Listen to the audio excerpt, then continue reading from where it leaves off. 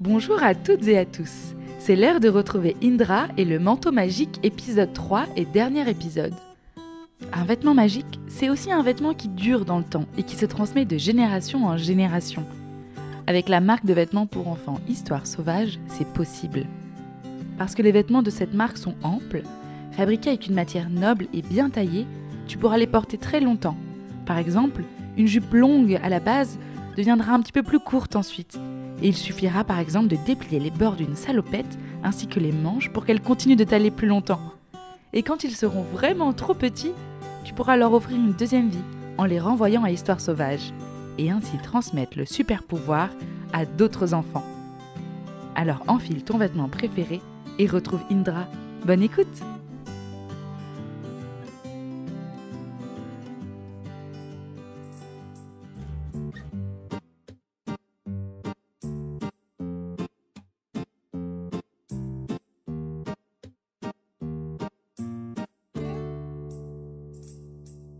Brille, brille la rosée sous le soleil d'automne.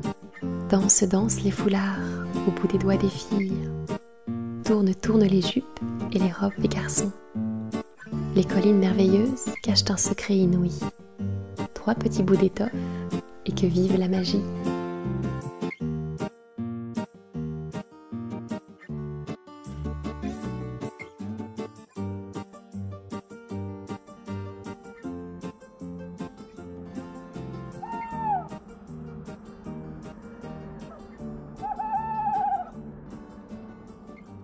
Indra. Indra se retourne dans son sommeil. La voix lui arrive de loin, comme du fond d'un tunnel. Mais elle lui paraît en même temps si familière. Grand-père Manolo, est-ce que c'est toi? Une ombre passe devant ses yeux clos. Est-ce que je rêve? Est-ce que je suis toujours endormie? Elle ne sait plus vraiment. Elle sent entre ses doigts l'étoffe du manteau magique qu'elle a trouvé dans la vieille usine. Il diffuse une douce chaleur. Elle sait qu'il révèle les pouvoirs de celui ou celle qui le porte. Mais elle ignore quel est son propre pouvoir. Elle s'est endormie avec ce manteau dans la main. C'est tout ce dont elle se souvient. Indra. Indra se laisse porter par la voix et l'ombre qui flottent devant ses yeux. Peu à peu, elle commence à reconnaître des formes, comme si un décor était en train de s'installer dans son rêve. La banquette, la petite cuisine, les couchettes, et les rideaux de toutes les couleurs qui se balancent doucement dans le courant d'air. Mais je suis dans le train. Tout est familier. Mais certaines choses ne sont pas là. Ma couchette et celle de Paco n'existent pas. Et puis les étagères ne sont pas à la même place. Et les carreaux de la salle de bain, ce ne sont pas les mêmes. Soudain, elle sursaute. Quelqu'un se tient derrière elle. Un homme à la moustache brune qui porte une grande cape rouge chatoyante et de longues boucles d'oreilles. Grand-père, tu as l'air tellement jeune.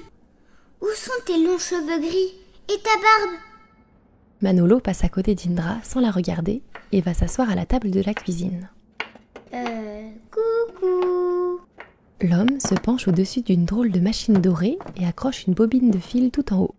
J'ai l'impression qu'il ne me voit pas et qu'il ne m'entend pas non plus. Observe Indra. Manolo prend une longue paire de ciseaux et se met à couper une étoffe. Indra s'approche et touche le tissu. Il est de la couleur du soleil. On dirait du lin. Ça laisse passer la lumière et ça respire. Sa cape a l'air d'être faite en lin aussi. Remarque Indra en passant son doigt sur le bord du vêtement de Manolo. Elle regarde son grand-père travailler. Il est en train de coudre quelque chose. Peu à peu, le tissu prend forme. Un col, une capuche.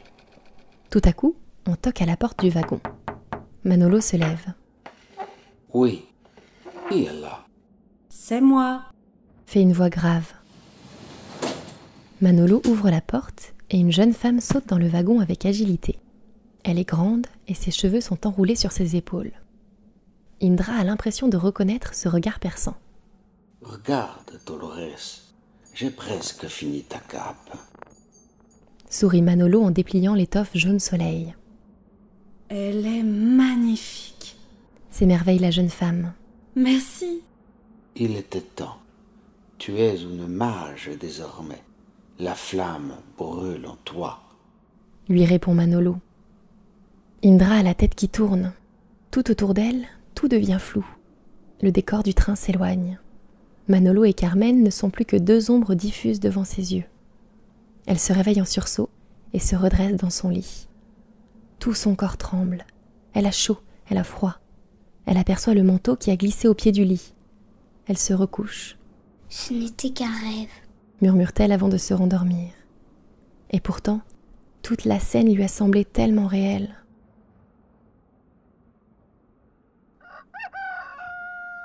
Les premiers rayons du soleil réveillent Indra et son frère Paco. À peine les yeux ouverts, Indra se glisse dans la couchette de son frère. « Paco, il s'est passé une chose incroyable cette nuit. J'ai fait un rêve trop bizarre. Enfin, je suis même pas sûre que c'était un rêve. Tout avait l'air tellement réel. »« Ben vas-y, raconte !» lui demande son frère avec les yeux ronds. Indra lui raconte ce qu'elle a vu dans son rêve. Son grand-père encore jeune en train de coudre une cape. Et Dolores qui est en fait une mage. Paco n'en revient pas. « Et tu dis que ça t'est arrivé quand tu tenais le manteau dans tes mains ? Peut-être que ce manteau te fait avoir des hallucinations. » Il n'y a qu'une seule façon de le savoir. C'est d'aller demander à Dolores. « Oui, tu as raison. Allons chercher Carmen. » Les deux enfants s'habillent en vitesse et sortent du train. Indra porte le manteau magique sous son bras. Comme si elle l'avait deviné, Carmen les attend devant son train. Les enfants remontent ensemble la file de train. À l'intérieur des wagons, ils entendent la vie qui s'éveille. Le café chaud qui coule dans les tasses, le bruissement des draps que l'on secoue, les rires des enfants. Ils parviennent au train de Dolores. C'est un train minuscule avec une petite locomotive jaune soleil. Dolores y vit seule. Elle s'occupe de conduire et d'entretenir son train sans l'aide de personne. Indra approche sa main pour toquer à la porte du wagon, mais la porte s'ouvre toute seule. « Venez, je vous attendais », fait la voix de Dolores. À l'intérieur du wagon, des bougies brillent suspendues dans les airs. Indra a beau chercher les fils qui les font tenir en l'air, elle n'en voit aucun. Il règne une odeur d'encens et de bois. « Je me disais bien que vous alliez finir par venir me voir », sourit Dolores. Elle est assise dans un grand fauteuil à bascule. Elle se balance doucement et plonge ses yeux gris dans ceux d'Indra. « Bon, et maintenant Indra, si tu me montrais ta trouvaille. » Indra a 1000 questions à poser, mais elle sait qu'il vaut mieux attendre un peu. Elle tend précautionneusement le manteau à Dolores. Celle-ci l'effleure du bout des doigts, et de petites étincelles se mettent à courir à la surface du tissu. « Waouh !» s'émerveillent les enfants. « Ah, voilà qui est intéressant. Voyons voir ce que tu sais faire d'autre. » fait Dolores en soufflant sur le manteau. Aussitôt, une flamme embrase l'étoffe. La lumière et la chaleur du feu emplissent la pièce. Indra, Paco et Carmen se reculent. La flamme s'éteint doucement. Le manteau n'a pas la moindre trace de brûlure. Il est indemne dans la main de Dolores. « Mais comment ça se fait qu'il ne parte pas en fumée ?» demande Indra stupéfaite. « C'est parce qu'il est le feu. Et l'on ne peut pas brûler du feu, n'est-ce pas ?» Oui, ce manteau est magique, mais la magie, ce n'est pas du feu, demande Carmen. C'est tout comme. Si l'on sait s'en servir, la magie peut faire de grandes choses. Mais si on ne la maîtrise pas, elle détruit tout sur son passage. Tu maîtrises la magie, toi ? Interroge Paco. Il fut un temps où nous ne formions qu'un, elle et moi. Mais ce temps n'est plus. Dolores ? Fait Indra en se rapprochant de la vieille dame. Je crois que je t'ai vue dans un rêve. Raconte-moi ça, mon enfant. Indra lui raconte le rêve qu'elle a fait et Dolores l'écoute avec attention. Puis, lorsqu'Indra a fini son récit, Dolores se lève. Un sourire mystérieux flotte sur son visage. Elle attrape une petite boîte en bois sculptée posée sur une étagère. Elle l'ouvre à l'aide d'une minuscule clé dorée accrochée à son cou. Elle sort de l'intérieur de la boîte un morceau de tissu jaune soleil. Hé, je reconnais cette couleur. C'est la même que celle du tissu que cousait mon grand-père dans mon rêve. Je me souviens très bien de ce moment. Tout s'est passé exactement comme tu le décris, Indra. Ce n'était pas un rêve que tu as fait. Tu es revenu dans le passé. Indra a tout à coup la tête qui tourne. Alors, ce serait ça mon pouvoir? Voir dans le passé? Dolores hoche la tête. C'est un don très rare. Pour l'instant, tu ne le maîtrises pas encore tout à fait, et il ne te vient que lorsque tu es endormi. Mais si tu travailles dessus, tu pourrais bientôt te promener dans le temps à ta guise. Indra regarde le manteau posé sur la coudoir du fauteuil. Puis, elle regarde la petite pièce de tissu jaune dans la main de Dolores. Est-ce que tu es une mage? Je l'étais, oui. Ce petit bout de tissu que tu regardes, c'est tout ce qu'il reste de ma cape de mage. Le reste est parti en poussière en même temps que mon pouvoir s'est effrité. Tout comme le manteau que vous avez trouvé, chaque mage avait une cape magique cousue sur mesure par Manolo, ton grand-père. C'est cette cape qui révélait leur pouvoir. Mais pourquoi est-ce que seuls les mages avaient une cape? Demande Carmen. Eh bien parce que les mages étaient des personnes suffisamment avisées et paisibles pour pouvoir user de leur pouvoir dans la sagesse. Pour devenir mage, il fallait cultiver la flamme qui était à l'intérieur de soi, la connaître, en prendre soin. Toutes les magiciennes et les enchanteurs naissent avec une petite étincelle en eux. Cette petite étincelle deviendra une belle flamme si elle a la place de grandir et de l'amour pour la nourrir. Ensuite, ceux et celles qui souhaitaient être mages devaient cultiver la sagesse. Et puis Manolo leur cousait une cape magique pour que leur pouvoir leur soit révélé. Mais qu'est-ce qu'il se passe si quelqu'un enfile la cape sans être mage? Vous avez essayé ce manteau tous les trois, n'est-ce pas? Qu'est-ce que vous avez ressenti? C'est incroyable ce qu'on peut faire avec. Acquiesce Paco dans un sourire. Mais on était aussi très fatigués, comme si on n'avait plus d'énergie. Se rappelle Carmen. C'est parce que la flamme qui est à l'intérieur de vous est toute jeune. Pour enfiler une cape ou un manteau magique, il faut avoir une grande force et s'être entraîné pendant des années. Si on pratique la magie sans entraînement, elle nous épuise. Un silence s'installe dans le train. J'ai une dernière question. Comment est-ce que Manolo faisait pour coudre les capes? Quel tissu est-ce qu'il utilisait? Oui, parce qu'on a essayé de refaire un manteau magique hier, mais ça n'a pas du tout marché. Raconte Paco. Je vois. Le tissu est une chose. La fabrication en est une autre. Déjà, c'est très important d'utiliser des tissus qui ne font pas de mal à la terre. Ça veut dire des tissus qui sont faits à partir de plantes et pas avec du plastique ou d'autres matières chimiques. Et puis, il faut qu'ils soient produits ici et pas à l'autre bout du monde. Comme le lin, par exemple, qui fait de si jolies fleurs bleues. On en trouve dans ces collines. Et ensuite, il faut le tisser, puis le coudre. Et c'est là que ça se complique. Comment ça?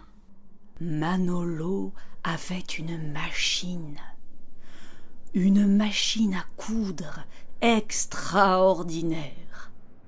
Et Dolores se tait. Les enfants attendent la fin de sa phrase, mais elle ne vient pas. Je ne peux pas vous en dire plus. Peut-être trouverez-vous les réponses vous-même. La porte du wagon s'ouvre toute seule. Il est temps de partir. Indra reprend le manteau, les 3 enfants remercient Dolores et sortent du train. Un oiseau passe au-dessus de leur tête dans un jet de plumes blanches et noires. Sans réfléchir, ils marchent en silence en direction du petit bois près de l'usine. Mais comment on pourrait trouver les réponses nous-mêmes? Je veux comprendre ce qu'il s'est passé. Soupire Carmen. Oui, moi aussi. On a trop de questions. Renchérit Paco. Je pourrais remonter dans le passé avec le manteau. Suggère Indra. Si vous me donnez la main, à 3, on aura peut-être la force. D'accord, allons-y. Indra pose le manteau sur elle et ferme les yeux. Aussitôt, tout devient flou. Des ombres tourbillonnent devant ses yeux. Elle s'accroche à ce qu'elle voit comme si elle remontait un fil. Des bruits de voix, la lumière d'une bougie, la voilà dans son train. Manolo se tient devant elle, une bougie à la main. Dolores est assise sur la banquette. Tous les deux sont jeunes. Indra a remonté le temps encore une fois. Manolo regarde par la fenêtre, l'air inquiet. Ils arrivent. Chuchote-t-il, les sourcils froncés. Qu'est-ce que tu vas faire? Demande Dolores d'une voix anxieuse. Il faut que je fasse disparaître ma machine. S'ils la trouvent, ça en sera fini des mages et peut-être même de la guilde. Ils essaieront de fabriquer d'autres machines en utilisant la mienne comme modèle. Et ensuite, ils produiront des tas de vêtements magiques pour pouvoir les vendre. Leurs usines est déjà construite et les vêtements vont perdre leur âme. Les personnes qui les enfileront ne sauront même plus combien d'heures ont été passées à les fabriquer ou combien de soleil et de pluie il aura fallu pour faire pousser le lin ou le coton. La magie ne sera plus utilisée pour faire le bien, mais pour satisfaire les désirs de quelques-uns. Et la magie se perdra. Indra comprend soudain que l'usine dont parle Manolo est l'usine dans laquelle ils ont trouvé le manteau. Manolo se tourne vers la table de la cuisine sur laquelle est posée la drôle de machine à coudre dorée. Il la prend sous le bras. Retiens-les le plus longtemps possible. Je vais la cacher à un endroit où personne ne la trouvera. Jamais. Dolores hoche la tête et Manolo ouvre la porte qui mène à la locomotive. Indra se glisse derrière lui. Son grand-père se baisse et soulève l'épais tapis qui recouvre le sol de la locomotive. Sous le tapis, il y a une trappe. Indra reconnaît cette trappe. Son père Diego lui a expliqué qu'elle mène au moteur du train, mais personne ne l'ouvre jamais. Manolo attrape une petite clé accrochée à son cou et la glisse dans la serrure de la trappe. Celle-ci s'ouvre. Indra retient son souffle. Derrière la porte, des éclats de voix se font entendre. Manolo dépose délicatement la machine sous la trappe et la referme soigneusement avec la clé. Il a à peine le temps de rabaisser le tapis que des gens entrent dans la locomotive. Mais la vision d'Indra se brouille et la voix de son frère la tire de son rêve. Indra, ça va? Elle ouvre les yeux. Elle est allongée sur le sol, toute tremblante. Elle se redresse péniblement. Je sais où est cachée la machine. Venez! S'écrie-t-elle en entraînant Paco et Carmen vers son train. Sur le chemin, elle leur raconte tout ce qu'elle a vu. Des personnes ont voulu voler la machine à coudre de Manolo pour ensuite en construire des centaines et pouvoir fabriquer des milliers de vêtements magiques et les vendre. Ils ont voulu se servir de la magie pour s'enrichir. Mais grâce à Manolo, ils n'ont jamais trouvé la machine et aucun vêtement magique n'est jamais sorti de l'usine. Tous les 3 sautent dans la locomotive et Indra arrache le tapis. La petite trappe est là. Elle tire sur la poignée. Attends, laisse-moi faire. Suggère Carmen. Paco, tu me prêtes ta barrette à cheveux, s'il te plaît? Paco décroche sa barrette. Carmen la prend entre ses doigts habiles et se met à la tourner dans tous les sens jusqu'à former une sorte de crochet avec. Puis, elle la glisse dans la serrure. Celle-ci s'ouvre. Indra se penche au-dessus de la trappe. Juste sous ses pieds, il y a une drôle de machine dorée surmontée d'une bobine de fil. On l'a retrouvée.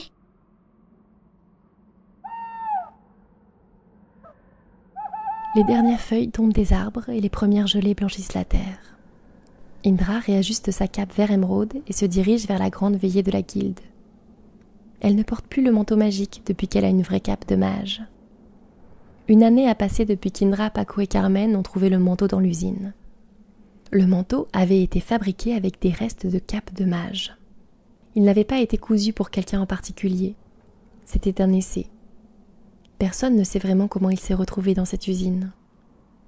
Dolores a proposé à Indra de détruire le manteau, mais celle-ci a préféré s'en servir pour coudre de nouveaux rideaux pour la locomotive. Depuis qu'ils ont retrouvé la machine à coudre de Manolo, Livio a décidé de prendre la suite du travail de son père. Et aujourd'hui, c'est lui qui coud les capes pour les mages. Le deuxième papa, Diego, lui donne un coup de main de temps en temps. Avec les capes cousues sur la machine magique, la magie est revenue dans la guilde. La vieille Dolores a réuni toutes les magiciennes et les enchanteurs, et tous ont fait un pacte pour ne pas reproduire les erreurs du passé, et pour que les pouvoirs soient toujours utilisés avec sagesse. Indra sourit.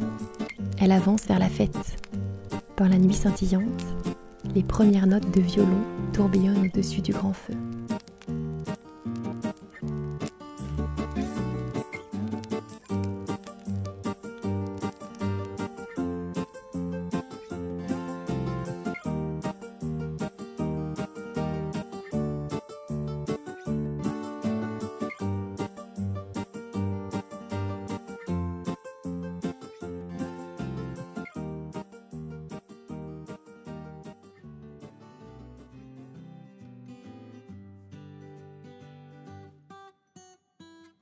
Vous venez d'écouter une histoire d'Envolée Conté, une création originale écrite par Lucille Petit.